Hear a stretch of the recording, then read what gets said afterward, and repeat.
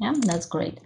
So at the end, we will have a chance, as you know, to have a questions and etc. But if any of you have some urgent question which you want to ask now, you're welcome to raise your hand, and I will ask you. So Turan Drilling Engineering Company. Our company is one of biggest and oldest companies on a local market, operating in a drilling business. So we're a drilling company.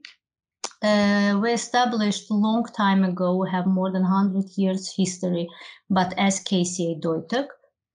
So, but in 2018, KCA Deutag established a joint venture with SOCAR AQS, another drilling company in our country. And now the name of the company is Turan Drilling and Engineering. So, as some of you know, we operate in the Caspian region, and our main client is BP operating British Petroleum. And still, despite the fact that we're a joint venture between SOCAR AQS and KCA Deutag, as per bridging document we bring here our international experience, our international teams, and we're operating, let me share with you. So on the 7 platforms for now, they are all, as I said, BP platforms: Central Azeri, West Azeri, East Azeri, Shah Deniz, Chirag, Deepwater Güneşli, and West Chirag. So, and recently we won one more platform. It's Azeri Central East. We call it ACE. It is the latest generation, the most modern platform in Azerbaijan, and I believe possibly in the world. So this platform is mostly built on artificial intelligence. I think it's very important for you all to know, because for future you are all those who will work in oil and gas industry.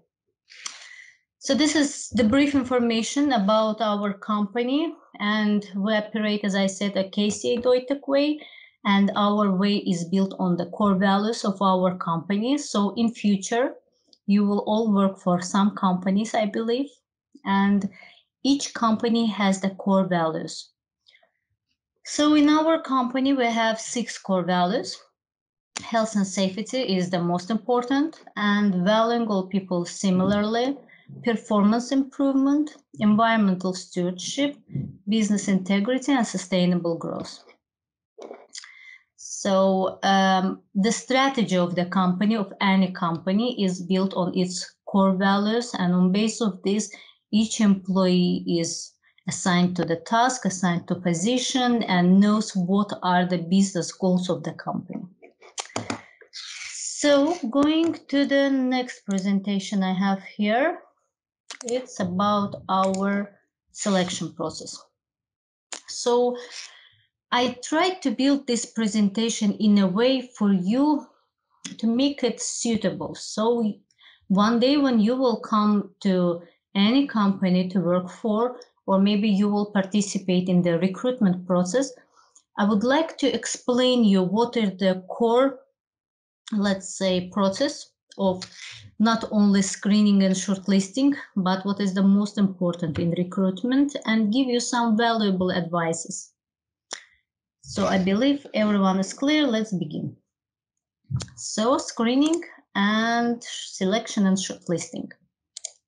So of course, most of you think that it's really easy. We just receive CV, review all of them, select some candidates, interview them, and hire. But unfortunately, this process is not as easy as it can be.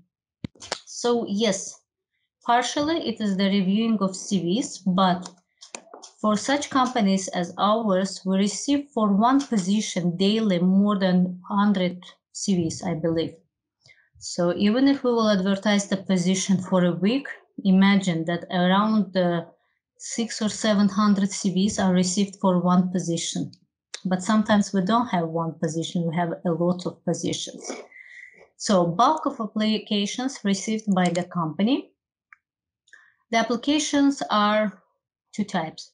One is internal applications, another is external. So as a company who is valuing our employees, first of all, we pay attention to the internal candidates. And we separate them for suitables and not suitables, and I will explain later why we do it. Then same story for external candidates, which are possibly suitable or not suitable. So suitable candidates. Some of internal candidates can be considered for the role. So that is the next step for them, let's say, or they have some expertise or knowledge which they can apply for the new role. Sometimes another candidate, even if they are internal and even if they are suitable because of some criteria, they cannot be considered. Why, you will ask, and I think it's important for you to understand, because one day you will also be an employee of some company, and this can be, let's say, affect to your self-confidence.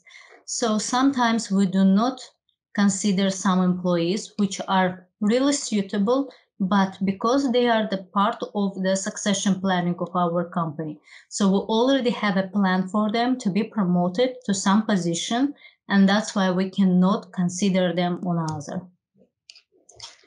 So coming to external candidates. Talking about the external candidates, so also two types. One have already been considered before but failed. There are a million reasons for failure. Some of them do not pass the security check, some of them don't pass medical checkup, so many reasons.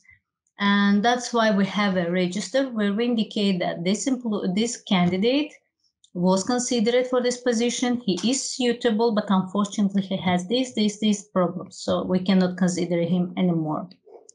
And we have the candidates suitable, which can be considered, and the next slide will be built on them. So let me check if anyone has any question here.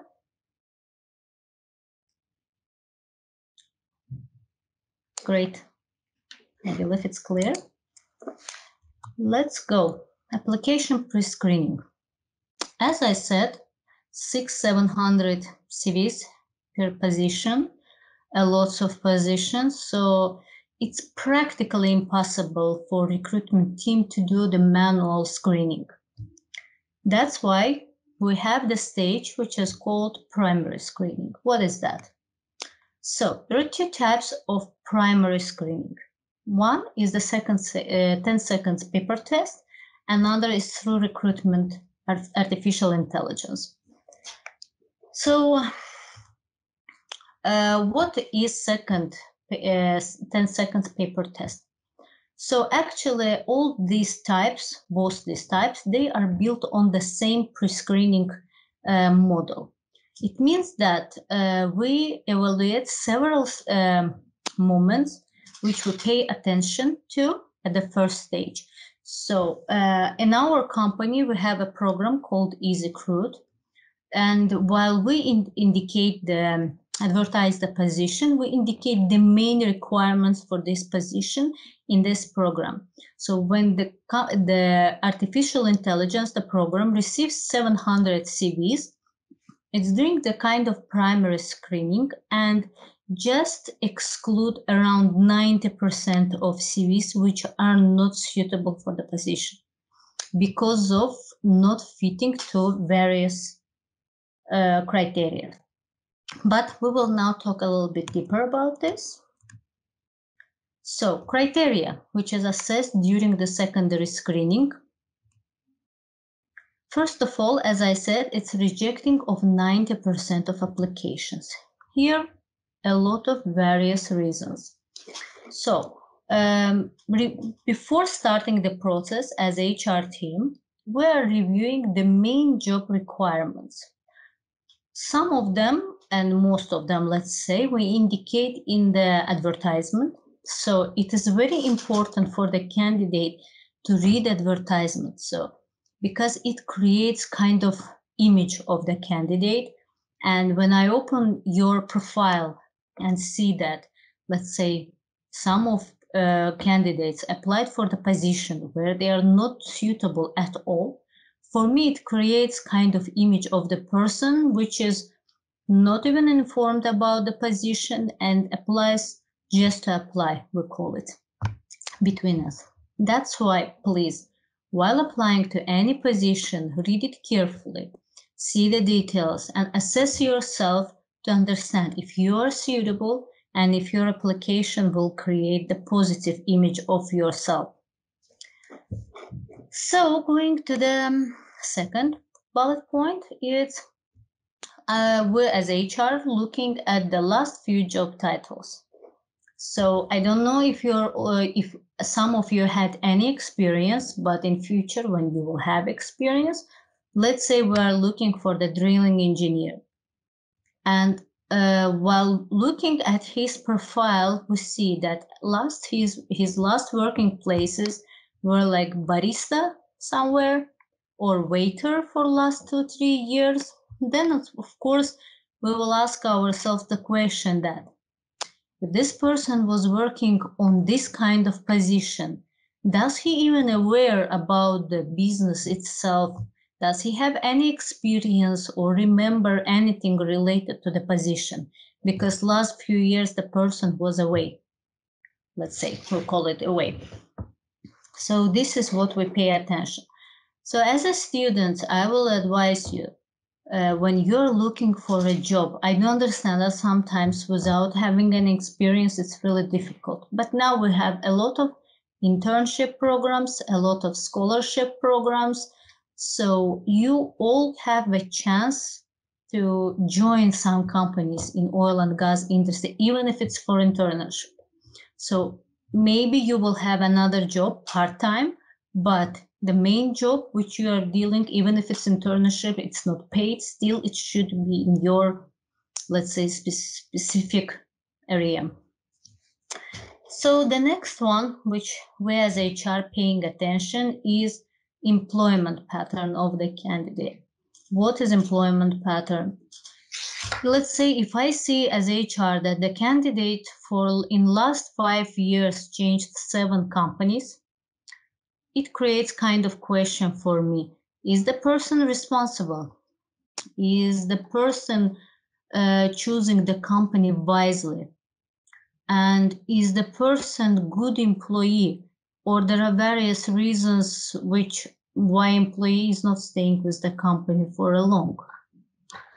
Also, there are some employees which think that between us, we call it like the grass on another yard is greener. So every time when you're working in one company, someone offering you maybe another position with a little bit higher salary, you move there. Then again, someone again in 6 months is offering you another position. So jumping from position to position, you're also creating not positive image for yourself. Every HR, when you will go for interview, will ask you why you're doing this, why you've been moving and changing the company so often. So what is the reason?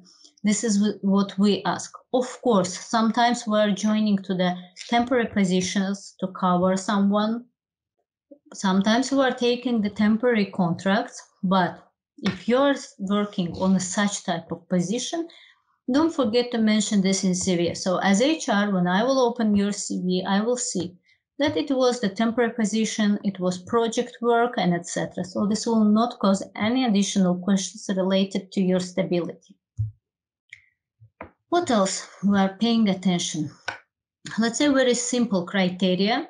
Some of candidates which we've noticed that do not pay attention to this, but let's say we advertise the position in English, and our candidates start to send their resumes in Azerbaijani language. And while sending this, they base their opinion that the governmental language is Azerbaijani and we have to accept such CVs. But unfortunately, most of these CVs are not reviewed at all. Because the reason why CVs are required and accepted in English is that we're international company and most of our line managers and hiring managers are expatriate employees. So as HR, we cannot, let's say, translate your CVs. That's why if you're required to send the CV in one particular language, please make sure that you are sending it in a language that required by company. Otherwise, even if you are suitable, your CV will not be reviewed. So another advice from me. And of course, some companies, most of companies, let's say in our company, 2 languages are most important. It's Azerbaijani as our native language and English as our business language. Some companies require Russian as well, possibly if they have some business relations with Russia, etc. So as HR, we also pay attention to this. And sometimes coming to computer literacy, I do understand that now everyone is aware about the basics of computer literacy, but some positions really require some specific programs. So if in the advertisement you see that there is a requirement for a specific program or specific certificate and you understand that you are not suitable, it's better not to apply. So we want to, to stop this thinking around candidates that the more positions you will apply, the better. No, it's not. So it is better to read the advertisement carefully, to assess yourself and not waste not HR time, not your time, plus do not create any negative image. I will bring you an example. Recently, we had a candidate who was suitable for one of our positions, and it was really difficult to find someone for this position. But guess what? The candidate applied to the position within 1 week around 300 times. So this caused really 2 questions in our heads. So first of all, is the candidate have so much time and has nothing to do than to send CVs 300 times within few days? Another question is about the adequacy of the candidate, and do we want such person in our team even if he is suitable? So contacting this person out of interest, we checked why he applied 300 times for the same position within few days, where candidate honestly admitted that he thought that if he will apply so many times for one position, we will notice him. So I want you all here to stop and understand. There is no requirement to apply for one position many times. If you send your CV with the proper feedback to requirement, let's say if there is a requirement to indicate your name and surname, to indicate the name of position in a subject, it's enough to send your CV just 1 time. And another small, but still it is a criteria during the screening, how you call your the name of your CV. In order to present yourself really in a professional way, make sure that you name your CV properly, that you can indicate your name and surname in your CV in order to make the search process easier within the database. Make sure that there are no photos in the CV which are not professional, because sometimes we're really faced with the photos in a resume which are not creating good impression. So this is just a small tricks, but still they are really important while we're creating the overall picture about the candidate. How he applied, did he follow the rules? Is his CV conducted in a proper manner? Is it updated? Sometimes candidates are not employed anymore, the CV is not updated. Also another tick the box. So coming to the reviewing of the 10% of remaining CVs. So I will just add to the previous section that rejecting of 90% of CVs was done manually during, last few years. But now we have artificial intelligence and we start to integrate this more and more into our job. So we do not waste time to the reviewing and rejecting 600 CVs. the artificial intelligence going through our criteria and comparing the criteria to the CVs, just excluding the most inappropriate CVs from whole bulk. Coming to reviewing 10% of our CVs. So here, of course, it's a little bit easier, but still important. We're doing the skills match to the position requirements. We're doing the experience match if the experience of candidate is suitable, because sometimes we need the candidate for the position where around, let's say, 7 or 10 years is required, but candidate has only 2 years, and it causes a question in candidate's head, but I do have the experience. So please pay attention on the years of experience which are required. It is not the criteria just to tick the box. It is important for us. So sometimes you have just 1 year or 6 months experience and applying for the position which needs 10 years. Of course, your CV will not be reviewed as well. And the expertise match. So going to shortlisting. What is shortlisting? Okay, let me talk then here about the shortlisting. So as soon as the 90% of CVs were rejected and remaining 10% were reviewed, we are selecting the best candidates to be sent to the hiring manager for the review and giving his, let's say, opinion about this. So those candidates which are sent to the hiring manager and passing, let's say, his screening are invited to interview. Now on this stage, any person can ask a question. What if the hiring manager is unfair? What if hiring manager chosen someone because of his own needs, beliefs, and etc.? First of all, in our company, we do believe in integrity around the employees. And second one, in order to make the process clear, we're asking our hiring managers to complete the special form where he indicates the reason of selection of the candidate or the reason why candidate is not selected. So if the opinion of HR and hiring manager is similar, this person is invited to the interview. Now another important moment, interview. I will give you some tricks as well. Hope you will find them suitable and useful. So different types of interviews, a lot of types of interviews. Million companies have million ways, but there are some common ones which are used in a huge companies like ours. So I will just add here that our company operating not only in Azerbaijan, we're operating in around 10-15 countries around the world, and that's why the recruitment procedure should be similar for all business units. So 5 types of the interview which we have in our company, and most of companies also use it. Discipline testing. Sometimes it's done before the interview, sometimes it's done during the interview.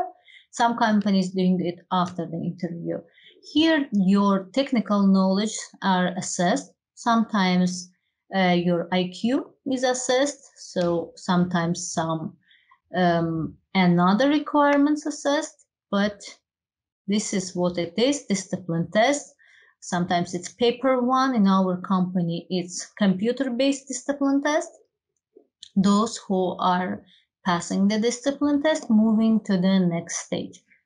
So there are various types of interviews, such as face-to-face interview.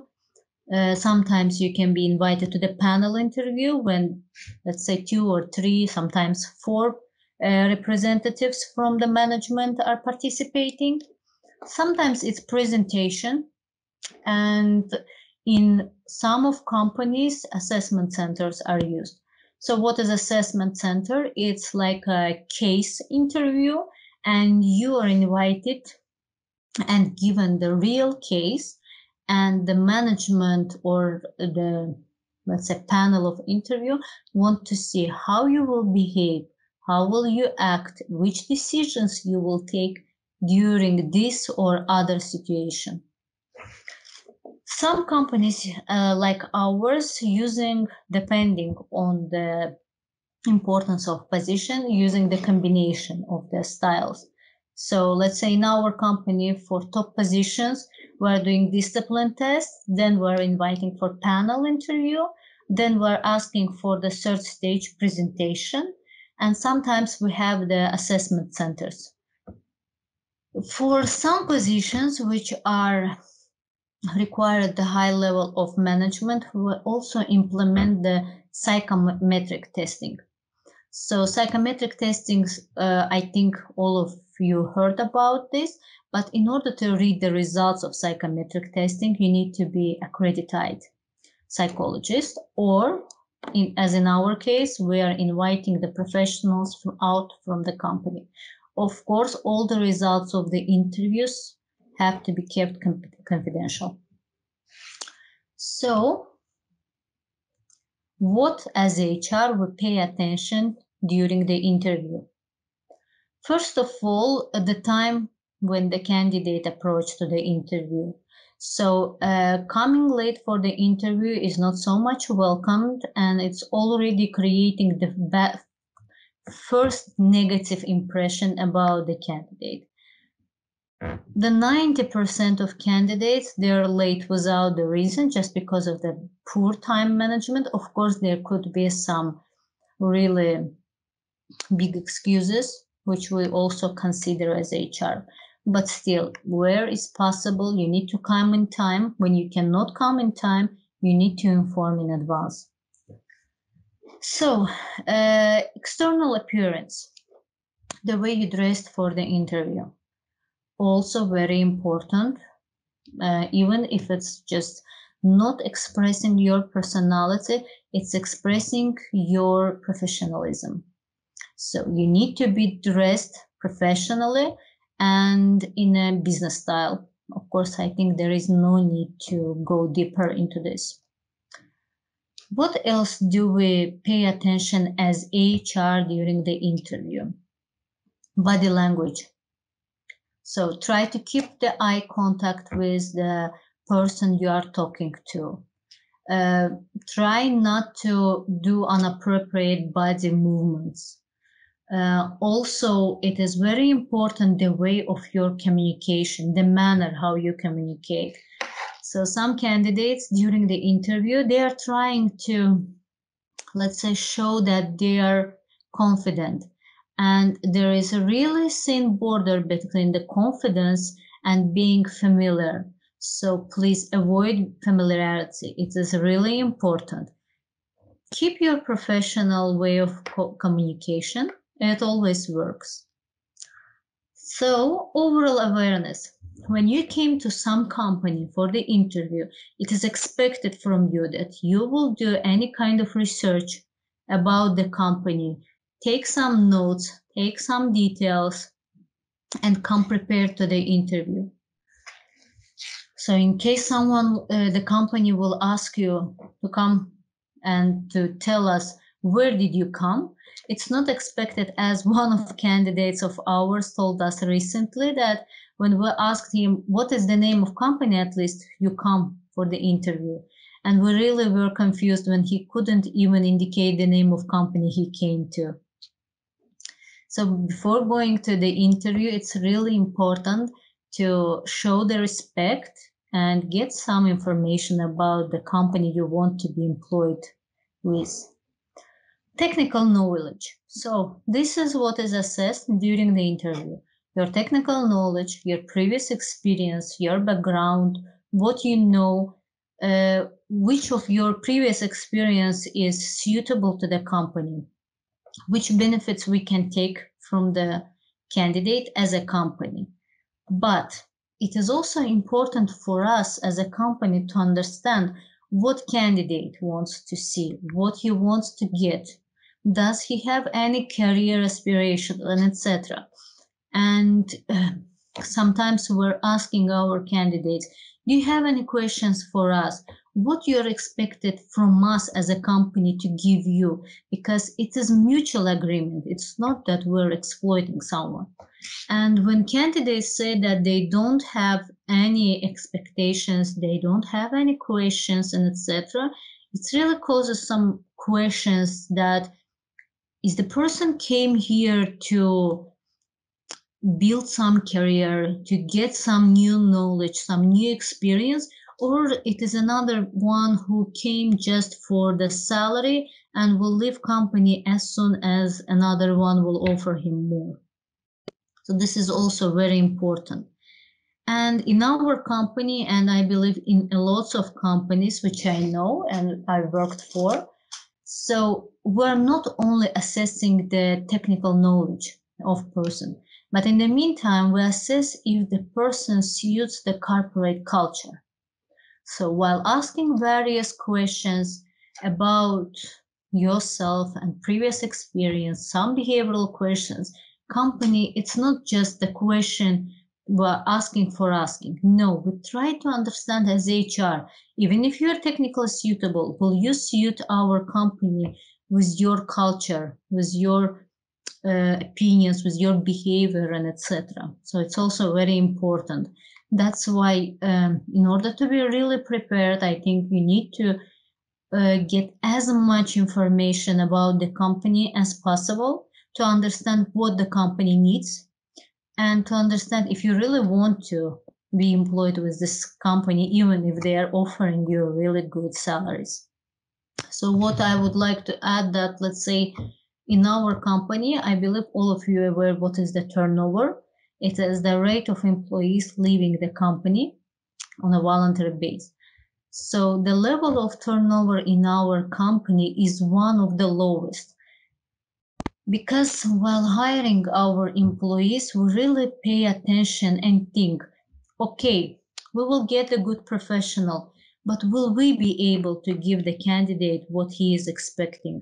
And we need to understand, of course, what candidate is expecting.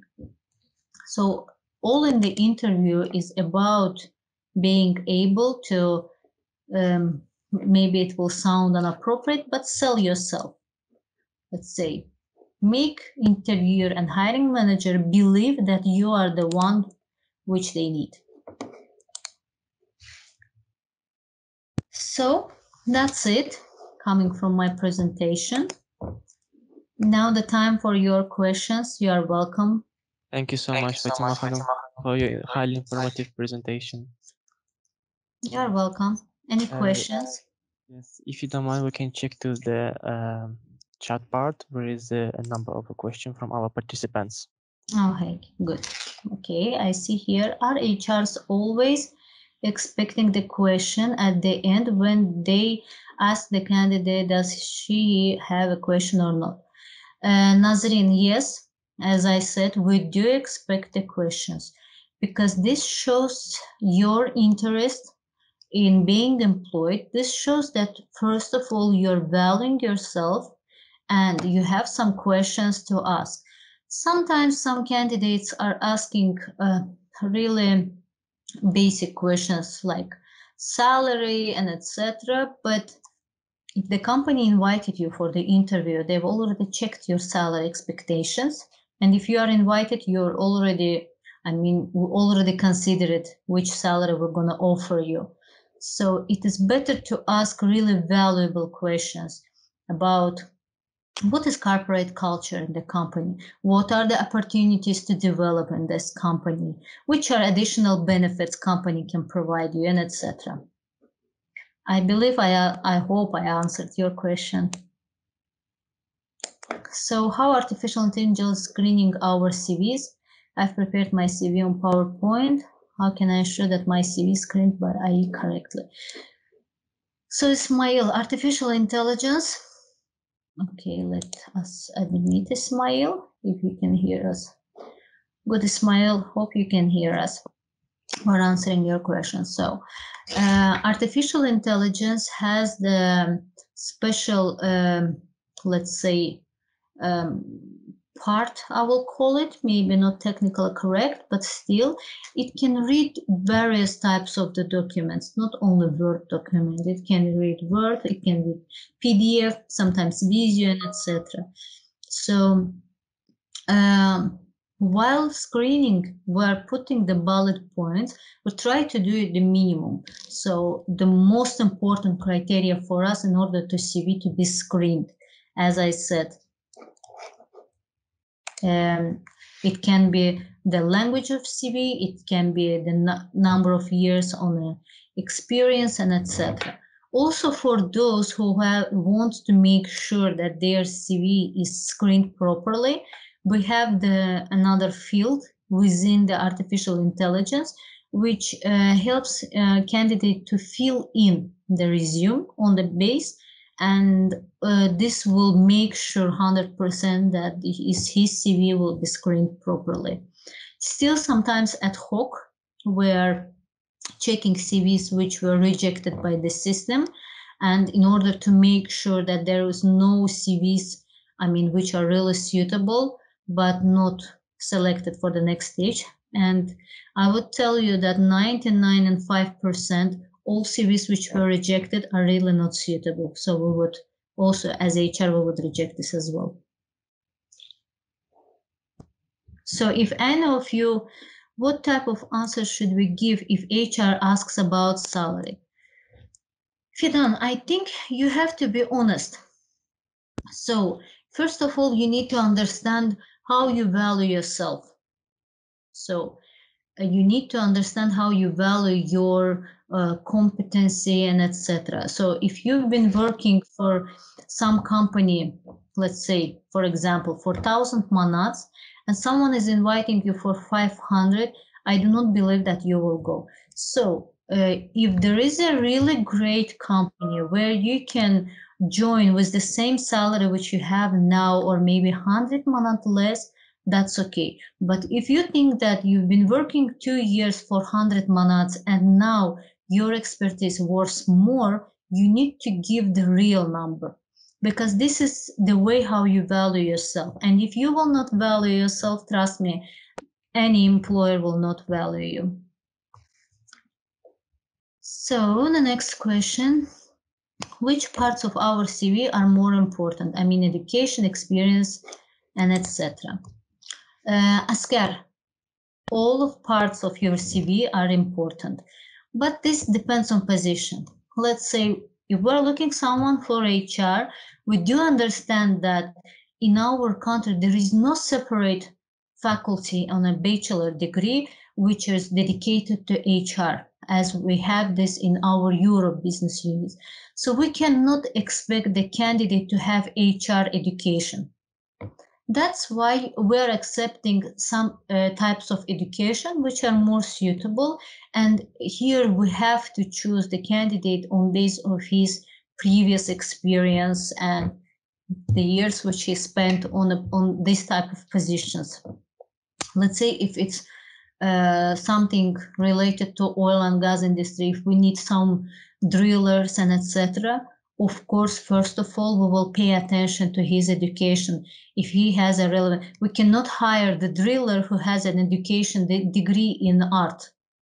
It's physical and not possible, even if he has a few years experience in this, which I don't believe he has. It's possible. So what else? Does the format of CV matter so much? Yes, it does matter so much. Sometimes we'll open CVs which we cannot read it. We open it, we cannot understand. There is so much mixture. One of our hiring managers, he is expatriate, he is head of whole maintenance department. He says that I need to open the first page of CV and see full information about the candidate and my impression about him. Another opinion of the person who hired around 500 employees during last few years. So make sure that your CV is clear and does not consist too many animations and etc. It should be in a professional manner where we can see clearly what is your experience, what is your education, what is your language knowledge, computer literacy, and which additional certificates, trainings, skills, competencies you have. So ideally, you need to build your CV to structure it like this. So it should be personal information, then it should be information about the education you have. Third section will be ideally if it will be your previous experience, internships, and etc. Then you can give brief information about this additional certificates, trainings, computer knowledge, language knowledge, which you have. Also, maybe this will come really simple for you, but we do pay attention to the person's hobbies because they're also telling a lot about some people. So if you're liking, let's say, if you like to read the books, if you have a friend, then it means that you're a sociable person, then you will suit or fit the team really easily. Or so really small details can tell a lot about you. That's why make sure that your CV is realistic, because it's really sounds inappropriate when you come to interview and during the questions and answering we realize that most of the information given in CV is not realistic. Also make sure that if you have a labor book, it's also really important that your labor book and CV are in line. So you're writing, let's say, in a I don't know, in CV that you've been working as a senior driller, and when we're opening your labor book, it's not there at all, or maybe it's even such a small position that really creates a question about your integrity and honesty. So what is here next? Will Tran Drilling Engineering arrange online internship for students this year? So we had a scholarship program this year, same as we had all these years and before as Casey Deutek. And we plan to have internship this year as well. This would be is supposed to be the first internship in our company, but unfortunately due to pandemic, it was closed. So online internship is not I would not say that it's so much useful. So for our internships, the program which we had, it was not just to invite, the intern to one department which is suitable to his faculty and give him information. We're not doing this. We want the intern who comes to our company be aware of all parts of the business, even if it's finance, even if it's marketing, even if it's HR, doesn't matter. The person who comes to company should have understanding about all departments, all directions of the business. That's why it would be, hopefully, if this COVID story will end, we will have internship program and it will be something really interesting. As per plan which we have, it's supposed to be really interesting, really suitable, really useful and informative. I want to work for Turan Drilling Engineering as general assistant. I'm now master in, in 2 years. So as per legislation, if you are not part-time, if you are full-time employee, as per legislation, we're not allowed to hire full-time employees officially with employment. So possibly if you applied, you were a full-time employee, that's why you were not considered, because a lot of our students are working for us now. They were our scholars, they are just simply the graduates of Oil Academy. So as soon as you will complete your master degree, you are welcome to apply and we will review your CV. Maybe you will be suitable for other position rather than general assistant. So I know that Turan Drilling and Engineering Company manages offshore wells. So experience is often very important to you for the drilling profession. Can someone who is a fresh graduate have general? No, definitely no. Because in order to become a driller, You need to learn a lot. You need to have a lot of experience. So between the driller, in order to become driller, you first need to join us as general assistant, then become a pipe operative. Then the next stage is assistant fluid operative, then CRI, then fluids operative. Then you can become, after you will pass well control, which is really difficult to pass, and there are 4 or 5 levels of well control, you become an assistant driller. And if you will prove yourself on chair B, so it is the supportive drilling chair B we call, operated by the assistant driller, then yes, you can become a driller. We even practically never hire drillers externally. We are raising our employees. So we have general assistants in our company who became general directors.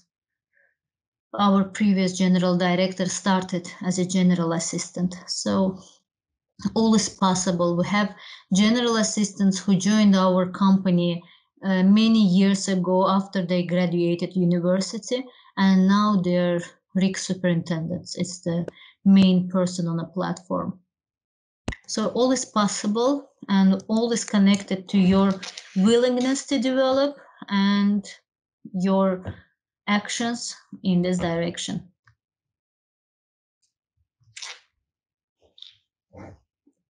Any other questions you have?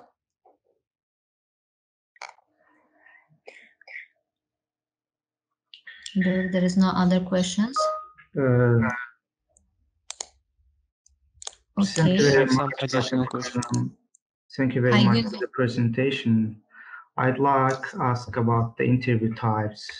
Are there a lot of differences between the face-to-face interviews and online interviews? Which is the best for you? Best for us or best for the candidate? Best for both of them, I think. Of course, the best type of interview is face-to-face interview, of course, because you can see the person, you can see his behavior, you can ask your questions directly, and this is the best way for us as HR to identify the suitable candidate. But we also, in order to not to waste time, I will tell you the truth, we are providing the group discipline tests. So if we have, let's say, 20 suitable candidates for one position, we're inviting them all for the discipline test. And here we can already see if the person has the technical knowledge which we need. So within 20 of applicants, it's just an example. We select 5 best ones technically wise. Then we invite these people to our company for face-to-face interview. But I will tell you something. Sometimes one employee suits you technically very much, but behaviorally not so much. Or you don't see so much potential in the person, where another one has not so much technical, let's say, knowledge, not on the same level, but you can see the potential in person. You can see that you can develop him and bring to the level which is required. This is most valuable, at least for our company. But again, it depends on position. So if you, let's say, need a Java developer, you cannot invite someone who knows, let's say, SAP and doesn't know Java and say that I will develop him. No, there is no company which can hire you without the basic knowledge which they require. Yes, I have some Thank you very additional much. question, Fatima Hanım. Yes. Besides the petroleum engineering specialties, what other specialties can apply for the positions in the drilling and engineering?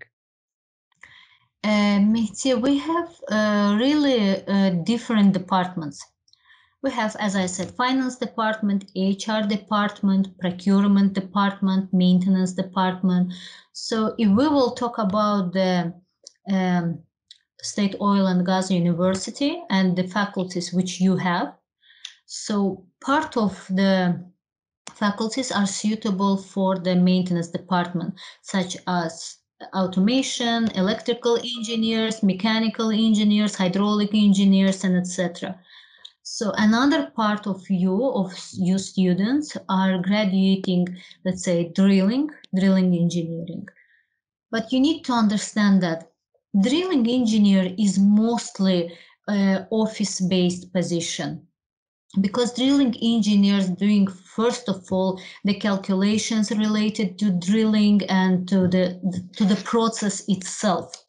So while applying, and we're also telling this to our students, so we can hire you as a general assistant, but you need to understand and differentiate for yourself. Are you going to build a career in drilling itself, like becoming a driller, the person who is physically, let's say, manual with the tools, drilling the well, sitting at the platform, drilling the well, or you want to become more office-based person who is doing the calculations, predictions, dealing with project and etc.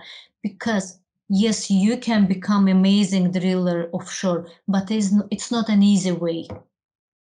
Yes, of course, the salaries which are paid offshore are much higher than those which are paid in an office, but the job is also really difficult. So you can be a representative of any, faculty. We have some economists, let's say, who started with us as a general assistant.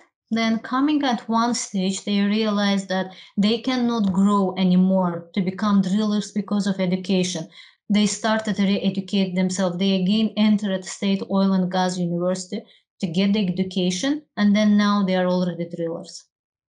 So I would like to clarify, when you said about the general assistant, can also the chemical engineer or geoscience be in the assistant?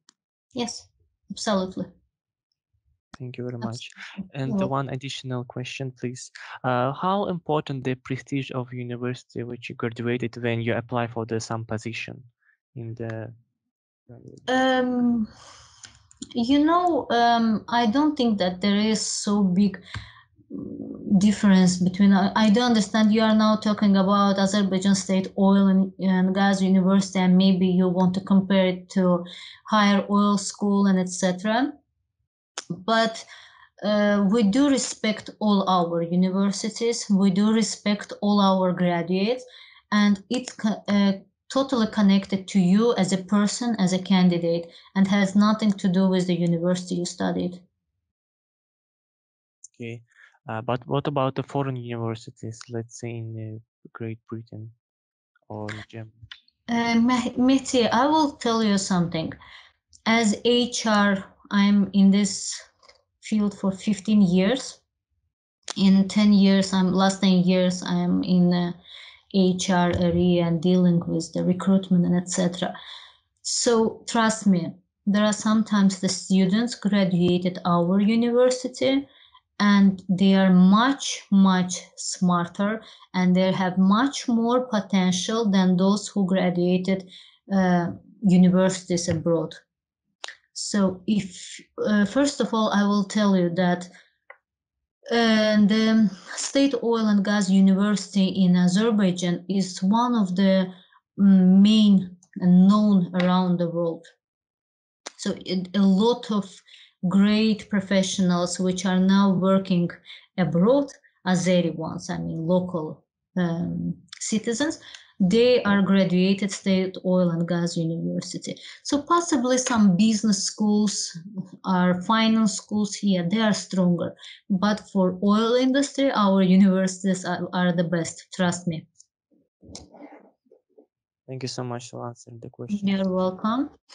And internship by Turan Drilling is applicable for chemistry engineers.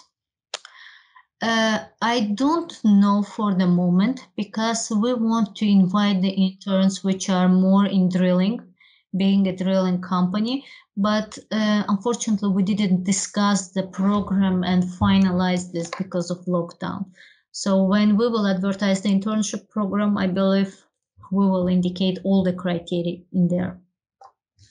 Can you repeat the steps of becoming driller? Yes, of course. So you can become you can be hired as a general assistant. then you become the pipe operative, then you become assistant fluids operative, then CRI, we have this type of position as well, then fluids operative, then assistant driller and driller. What about geoscience? What is the question about? If it's about the internship, I already replied. If it's about the hiring, we do hire such these faculty students. If it's about the scholarship, unfortunately not. Geoscience is not in the list of the faculties we invite for the scholarship. Is the GPA essential when recruiting candidates for any kind of position? No, it is not. The GPA is considered only for scholarship program. We are not reviewing the GPA. You said chemical engineers can apply to drone drilling. Which position can we apply? You can apply general assistant position, or if you have any experience on any other position, let's say maybe office-based, but if we are talking about the offshore, you can start as a general assistant. I see there is no additional questions. And I have some question. Okay. You are very welcome. For scholarship, what GPA is expected for passing initial stages? The selection process for scholarship is not based on GPA only. So preferably it's more than 80, of course. But even if it's more than 80, but you do not meet another criteria, then you're not passing. So it should be the combination of all criteria which are required. Good, you're welcome. Mehdi, yes, please. Yes, and before we finish our session, I have one question. What you can advise to the young professionals and I mean the students who graduated the universities, but due to pandemic situation don't have enough the experience in the field, but have some desire and yes to work in the such advanced companies like drilling engineering. Mehdi, I would advise this to all students, no matter which company they want to work for. First of all, the pandemic will end one day, but nothing stops you to develop yourself. I mean, self-education. I think maybe some of you heard about 70-20-10 model of development, where only 10% is the education which is given to you and only 20% is the experience which you've got while working. So 70% of all you know and etc. is what you learn by yourself. So never stop learning, never stop developing, never stop looking for another opportunity, another knowledge. This is the first what I want to advice. And the second, no matter how much theory you know, you will always need the practice. Nothing will teach you the knowledge which will be given to you by the practice. So while choosing the employment, choose it wisely. You need to understand that this is another step in your career. So let's say don't be erratic. So define your goal and go maybe slowly, but step by step to your goal. No need to go to being a drilling engineer, go to finance, then switch to HR, then come back to drilling, then switch again to marketing and etc. Only because you are unemployed. So as much as possible, make sure that you're already chosen your direction and you're going in this direction. And be honest, and integrity is really valued in all companies, I would say.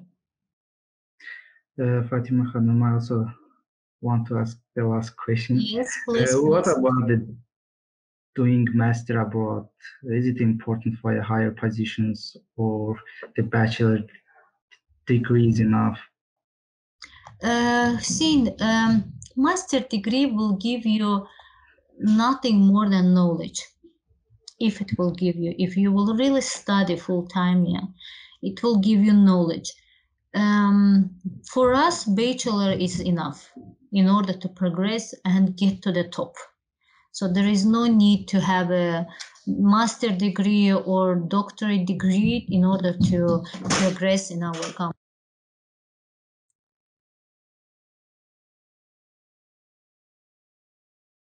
I hope I answered your question. Yes, I understood. Thank you very much. Thank you so much, Fatima Hanım. Thanks to all of you. Thank you for your time. So it was really nice to have this chat for you. And I will leave here my email address. So in case any of you will have any questions, you are welcome to direct them and I will try to answer them in line with my busy schedule.